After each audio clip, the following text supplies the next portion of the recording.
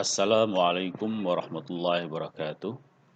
Aktivitas Skill Lab online sebagai sarana pendidikan jarak jauh di FKUM Surabaya.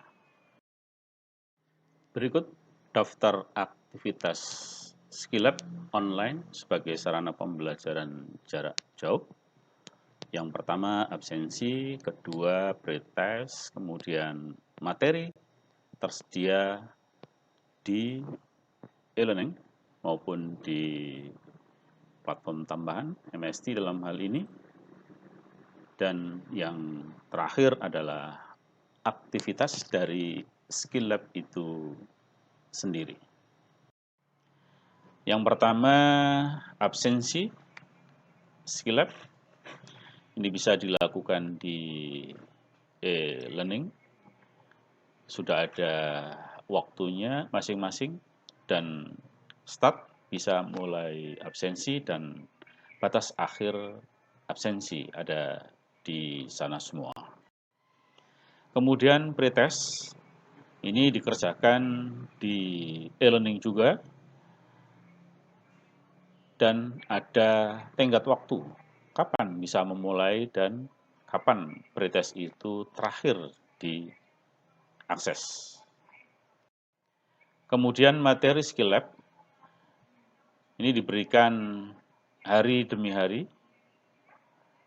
sesuai dengan aktivitas yang akan dijalankan dan bisa juga diakses sebelum materi kuliah pengantar tersebut dijalankan baik dengan Vkon, Vokon maupun fasilitas chat di MST nantinya. Kemudian aktivitas Skill Lab itu sendiri ada 2 kali pertemuan nanti, bisa melalui Vkon, Vokon, ataupun chat di MST. Materi sudah diberikan lebih awal, kemudian nanti diberikan kuliah pengantar oleh pengampu dan diberikan contoh video bagaimana harus melakukan aktivitas tersebut. Kemudian diskusi dilakukan di room kelas mahasiswa di angkatan tersebut, di kelas besar. Selanjutnya, mahasiswa membuat video Skill Lab yang sudah dijelaskan dengan peralatan yang tersedia di kediaman masing-masing. Hasilnya diupload di grup kelompok diskusi Skill Lab, kelompok 1 sampai dengan kelompok 5. Kemudian teman pasangannya melihat video tersebut dan menilai sesuai dengan checklist Skill Lab. Hasilnya nanti diupload lagi ke grup kelompok diskusi Skill Lab 1 sampai dengan 5. Berikutnya nanti akan disimak oleh instruktur dan akan dianalisis feedback dari teman satu kelompoknya yang merupakan pasangan dari Skill Lab tersebut. Pertemuan yang kedua sama, bisa dengan Vkon, Vokon maupun chat di MST. Instruktur yang sudah menyimak dan melihat hasil feedback dari peer group-nya akan memberikan narasi tambahan, feedback tambahan, dan mahasiswa nanti bisa berdiskusi dengan instruktur di pertemuan yang kedua ini untuk memperkaya Skill Lab ini yang disesuaikan dengan kasus klinis yang terkait dengan Skill Lab tersebut. Sehingga pada pertemuan pertama, mahasiswa harus lebih aktif untuk bisa meningkatkan skill-nya, termasuk mempraktekkannya. Dan yang kedua, instruktur nanti akan yang lebih aktif untuk membahas hasil praktek mahasiswa yang berupa video dan feedback dari peer group masing-masing. Berikut anamnesa Ada perangkat yang bisa kita gunakan, semua pasti punya gadget, tinggal menambahkan tripod. Boleh juga diikat di tembok, jadi sebisa mungkin. Nah, kemudian kita lakukan anamnesis dengan teman, dengan saudara, dengan keluarga, atau dengan yang lainnya. Dan otomatis gadgetnya sudah merekam di tempat yang sudah disiapkan sebelumnya.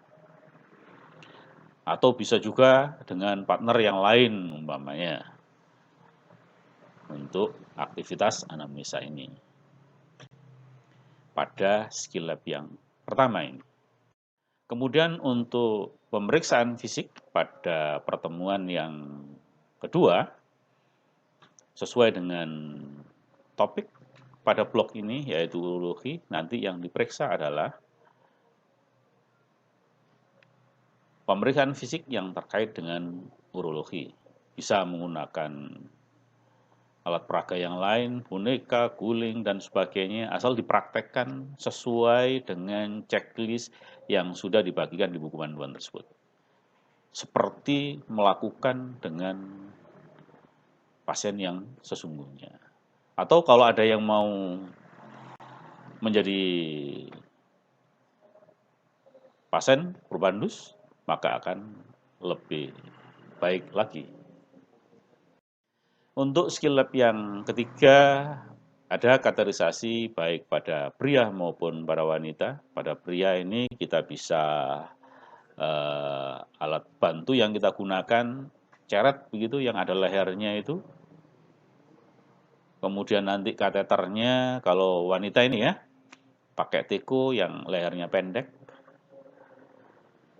Ini bisa kita gunakan sebagai kateter untuk dilakukan praktek skill lab kateterisasi.